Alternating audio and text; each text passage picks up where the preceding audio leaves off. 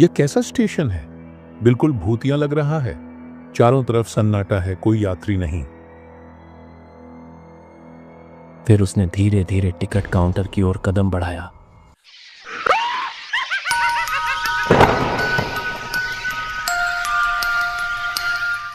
सुबह के 11 बज चुके थे। घर के अंदर अरुण कंप्यूटर के सामने बैठा हुआ था। स्क्रीन पर शादी के कार्डों की लिस्ट खुली हुई थी।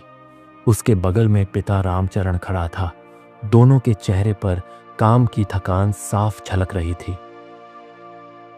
बेटा, तुमने सबको कार्ड दे दिया ना?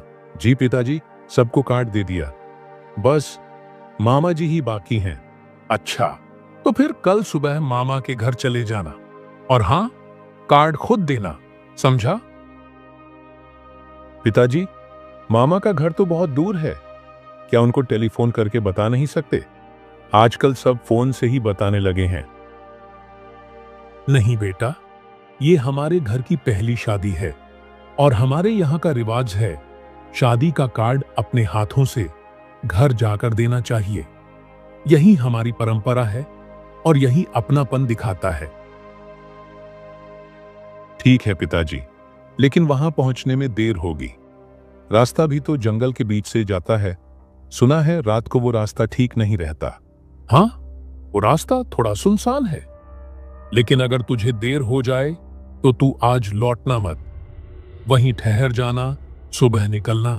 अरे पिताजी, मैं इतना छोटा नहीं हूं अब। रास्ता तो मुझे याद है और वैसे भी अब सड़क पर बसें भी चलती हैं। बसें चलती हैं, लेकिन बेटा, रात को वो सड़क शांत रहती है, बहुत शांत। कई बार लोग कहते हैं वहां के मोड़ पर कुछ अजीब सी चीजें दिखती हैं। अरे पिताजी, ये सब गांव की बातें हैं। आप भी ना कोई भी पुरानी कहानी सुन लेते हैं। कहानी नहीं बेटा, ये जगह कुछ अलग है। वहां तेरे नाना के जमाने से कुछ किस्से चलते आ रहे हैं। आप चिंता मत कीजिए, मैं कार्ड देकर आज ही लौट आऊंगा। ठीक है बेटा, जा, लेकिन वादा कर, अगर रात घेर आए तो रुक जाएगा। ठीक है पिताजी, वादा रहा। आपने जैसा बोला वैसा ही होगा।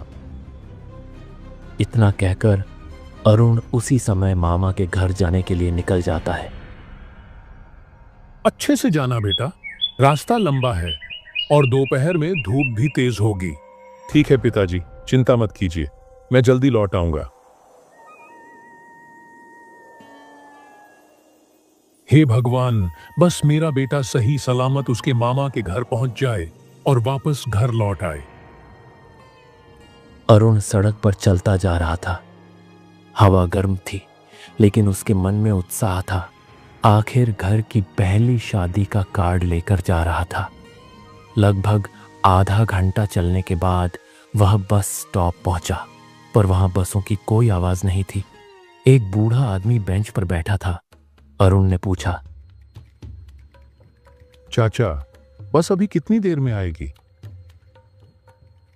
बेटा, अब यहां बस रुकना बंद हो गया है। क्या बंद हो गया? लेकिन कल ही तो मेरी दोस्त ने कहा था कि यहां से बस मिल जाती है। अब अगर बस पकड़नी है तो सोनापुर बस स्टॉप जाना पड़ेगा, वहीं से बसें चलती हैं अब। लेकिन चाचा, वो तो यहां से 5 किलोमीटर दूर है। हाँ बेटा, थोड़ा दूर तो है, पर क्या करे, यही हाल है अब।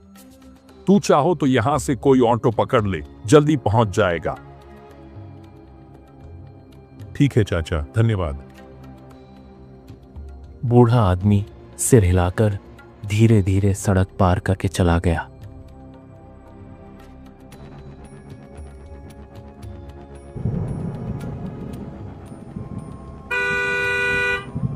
भाई साहब, रुकिए।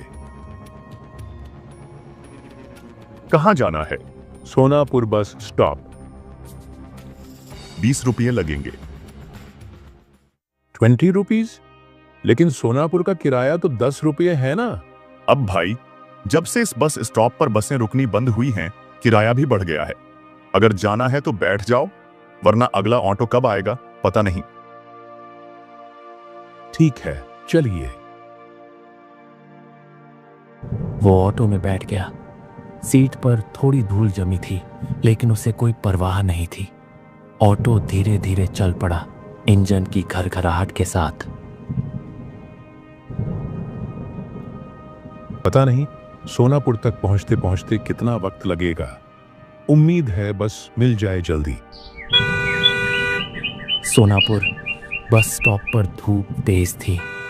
सड़क किनारे छोटे छोटे दुकानें थीं। कोई चाय बेच रहा था, कोई पकौड़ी। अरुण पसीना पोंछते हुए बसों की कतार देखता है। एक बस खड़ी थी जिसके ऊपर मिट्टी और धूल जमी थी। वह ड्राइवर के पास जाकर बोला, भाई साहब, ये बस धर्मपुर जाएगी क्या? हाँ हाँ, धर्मपुर ही जा रही है बेटा, जल्दी चढ़ जाओ, अभी बस छोड़ने वाले हैं। धन्यवाद। वह बस में चढ़ गया और खिड़की के पास वाली सीट पर बैठ गया। बस में गांव की मिट्टी की खुशबू थी और गानों की हल्की आवाज बज रही थी।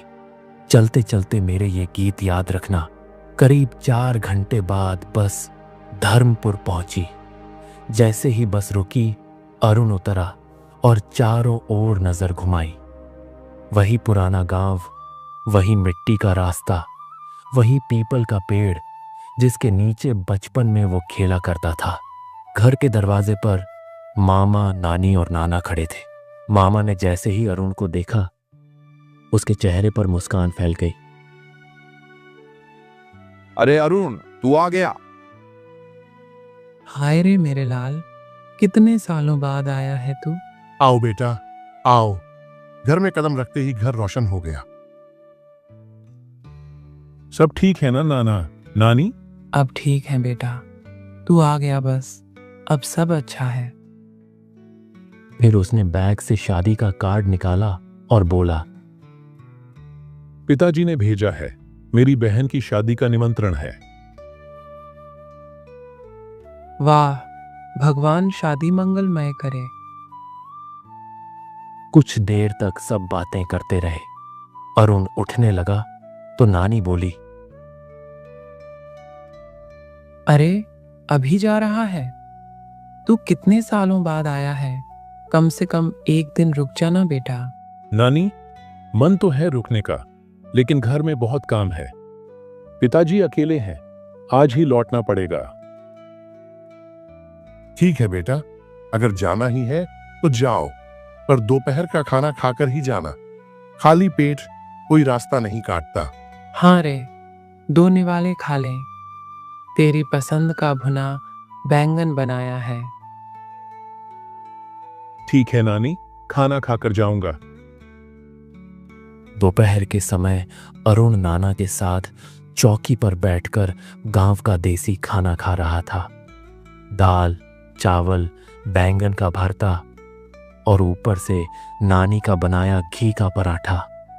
हर निवाले में बचपन की यादें ताज़ा हो रही थीं। खाने के बाद वो खटिया पर जाकर टहलने लगा। हल्की हवा चल रही थी, पेड़ों पर चिड़ियां चहक रही थीं। धीरे धीरे उसे नींद आने लगी। फिर वो लगातार 3 घंटा तक सोते रहे। जब नींद खुली तो घड़ी में 4 बज चुके थे। अरे 4 बज गए, मुझे तो अब निकलना होगा। नाना, नानी, मुझे अब चलना होगा। घर देर से पहुंच गया तो पिताजी परेशान हो जाएंगे। बेटा, शाम ढलने वाली है, अभी निकलोगे तो अंधेरा रास्ते में पड़ जाएगा। नानी, चिंता मत करो, रास्ता मुझे याद है, मैं जल्दी पहुंच जाऊंगा। ठीक है बेटा, लेकिन भगवान का नाम लेकर निकलना। अरुण ने बैग उठाया और घर से बाहर निकल पड़ा। सूरज अब पश्चिम की ओर झुक चुका था। आसमान में हल्की नारंगी रोशनी फैल रही थी। सड़क पर उसके कदमों की आवाज गूंज रही थी और मन में बस यही विचार था, पिताजी इंतजार कर रहे होंगे, बस जल्दी पहुंच जाऊं।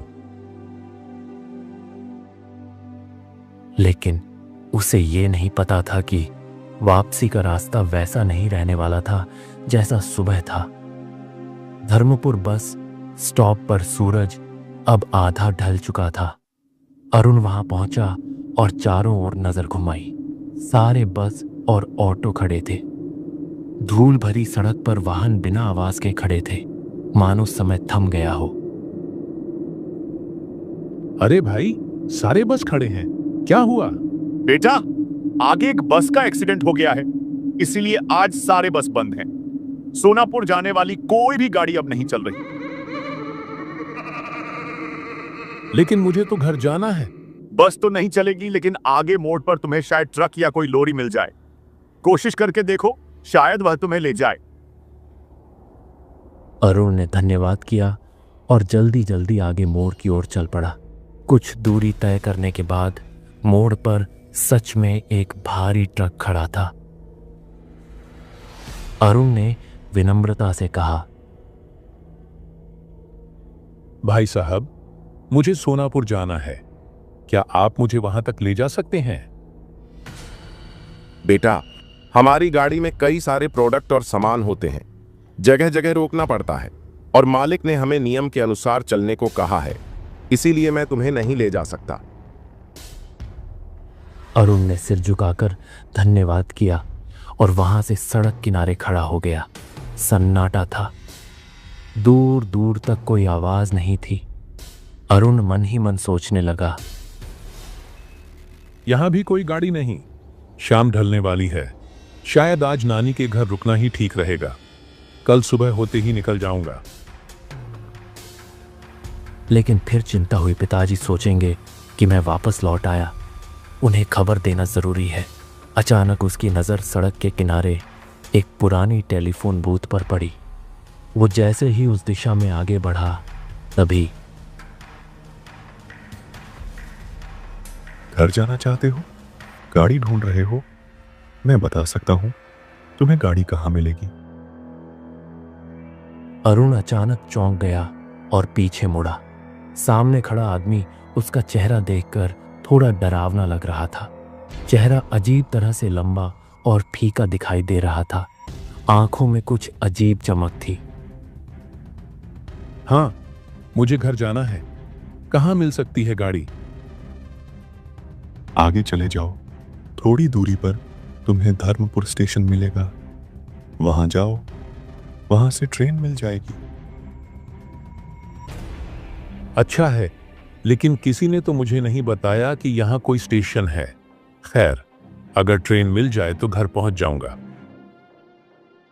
वह आदमी का धन्यवाद करता हुआ उस दिशा में आगे बढ़ा। रास्ता सुनसान और खाली था। केवल हवा में पेड़ों की सरसराहट और दूर से कोई पक्षी की आवाज सुनाई दे रही थी। कुछ देर पैदल चलने के बाद अरुण स्टेशन पहुंच गया, लेकिन स्टेशन बिल्कुल सुनसान और वीरान लग रहा था। प्लेटफॉर्म खाली, टिकट काउंटर बंद और चारों तरफ धूल भरी हवा थी। यह कैसा स्टेशन है? बिल्कुल भूतिया लग रहा है। चारों तरफ सन्नाटा है, कोई यात्री नहीं। फिर उसने धीरे धीरे टिकट काउंटर की ओर कदम बढ़ाया। वहां भी कोई नहीं था। अरुण को हल्का अजीब सा एहसास हुआ, लेकिन उसे कोई विकल्प नहीं था। तभी दूर से ट्रेन की आवाज आई। धीरे धीरे ट्रेन प्लेटफॉर्म पर आकर रुकी।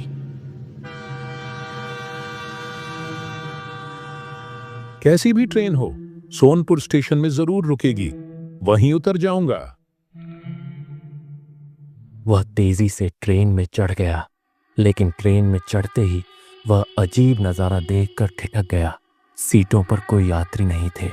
हर सीट पर लोग सोए हुए थे, लेकिन अजीब बात यह थी कि उनके शरीर पूरी तरह से सादे कपड़ों से ढके हुए थे, जैसे किसी ने उन्हें सफेद कपड़े में लपेट दिया हो।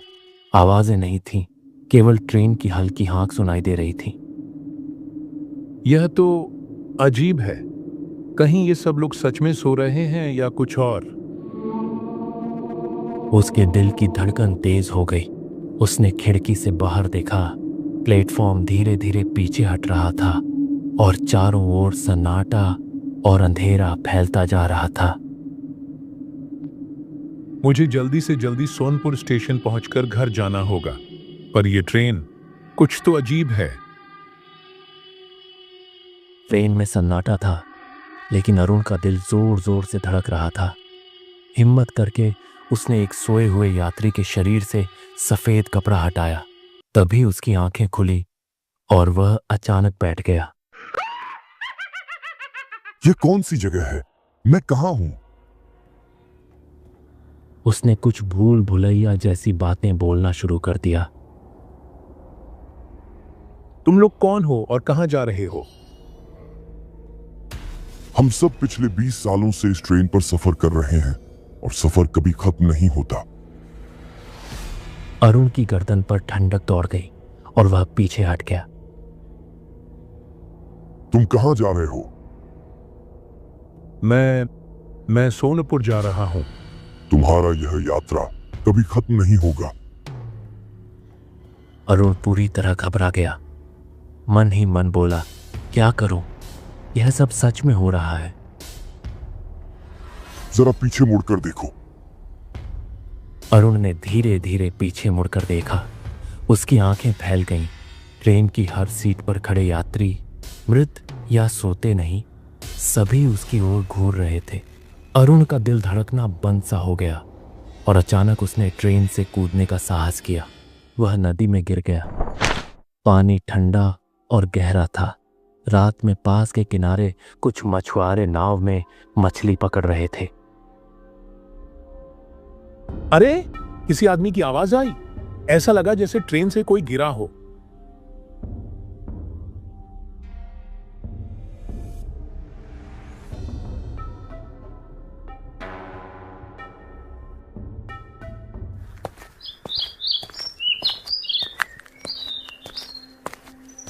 अगले दिन सूरज निकलते ही अरुण ने जब आंखें खुली तो वो उसी मछुआरे के घर पर था।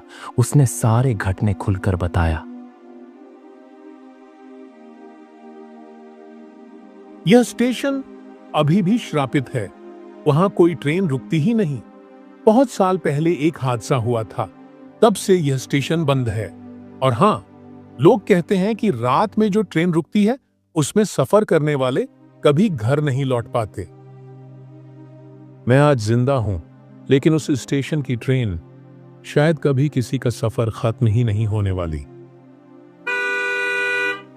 कहानी यही संदेश छोड़ती है कि कभी कभी पुराने हादसों और श्रापित जगहों से बचना ही सबसे सुरक्षित होता है। सोनपुर का रास्ता अरुण ने तो पूरा किया, लेकिन उसकी याद में भूतिया स्टेशन और ट्रेन हमेशा जिंदा रहेगा।